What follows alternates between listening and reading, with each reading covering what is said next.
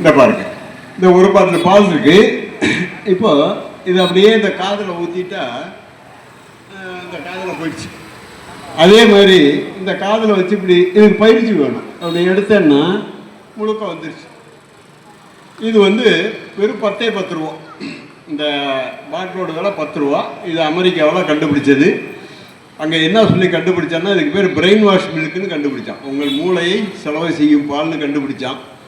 அங்கே ஒரு ஐயர் பையன் உட்காந்து பார்த்துக்கிட்டு இருந்தான். அவங்க அப்பாவுக்கு ஃபோன் பண்ணான், எப்பா இந்த மாதிரி ஒரு பாட்டில் இருக்குப்பான்னா, எனக்கு ஒன்று வாங்கி அனுப்பலான்னா.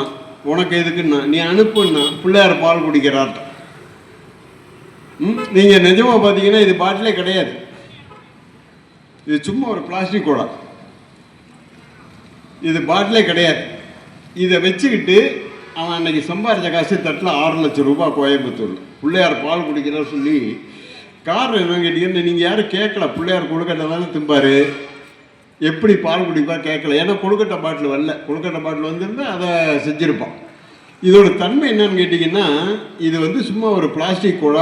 அந்த திரவம் வந்து என்கிட்ட கிட்டத்தட்ட ஒரு 30 வருஷமாக இருக்குது. பாலாக இருந்தால் கெட்டு போய்டும், உங்களுக்கெல்லாம் தெரியும். இப்படி சாய்ச்சன்னா அப்படியே அந்த திரவம் வந்து அந்த மூடிக்குள்ளே போயிடுது. திரும்ப இப்படி சாய்ச்சன்னா அந்த மூடியிலேருந்து வெளியே வருது. இவ்வளோதான் இதோட டெக்னிக். இதை வச்சு ஒருத்தன் பிள்ளையார் பால் குடிக்க ஏமாத்தினான். அவன் அயோக்கியனா நல்லவனா? ஒன்றா நம்பர் அயோக்கியங்கிறது.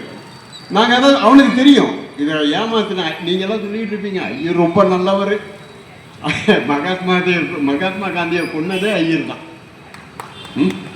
மகாத்மா காந்தியை போட்டு தள்ளதே ஐயர் தான். கோட்சேங்கிற பார்ப்பான். நம்ம இவன் இந்த சங்கரபுரத்தில் சங்கரராமன் ஒருத்தர் கணக்கு எழுதியிருந்த போட்டு தள்ளது சங்கராச்சாரி. 2 மாதம் கம்பி எண்ணி இருந்தார். அவனுங்க பண்ணுற அட்டகாசம் நீங்கள் சொல்லுவீங்க. எங்கள் ஊரில் ஒரு பெரிய ரவுடி இருக்கார், அவர் ரோட்டில் வந்து அப்படியே அத்தனை பேரும் அலறுவோன்னு. நீங்கள் சும்மா அந்த கருங்கல் பிள்ளையார் போய் தொட்டு பாருங்கள், யார் ரவுடின்னு தெரியும். உங்கள் ஊர் ரவுடியா பாப்பான் ரவுடியான்னு உங்களுக்கு தெரியும். இந்த காஞ்சிபுரத்தில் அந்த தேவநாதன் என்னென்ன பண்ண தெரியும். அதனால் தோழர்களே, உங்களை ஏமாத்துறதுக்கு அவனுக்கு அர்ச்சனை, அபிஷேகம், ஹோமம், இந்த மாதிரி பால் பாட்டில் எது கிடைச்சாலும் உங்களை வந்து ஏமாத்துறது தான் வேலை. அவனுக்கு கடவுள் நம்பிக்கைலாம் கிடையாது. பார்ப்பானுக்கு கடவுள் நம்பிக்கை. நான் என்ன தொழில் செய்கிறேன்னு சில பேருக்கு தெரியும். நான் வந்து கோவிலுக்கு தேவையான சிலை செய்கிறாள் தான்.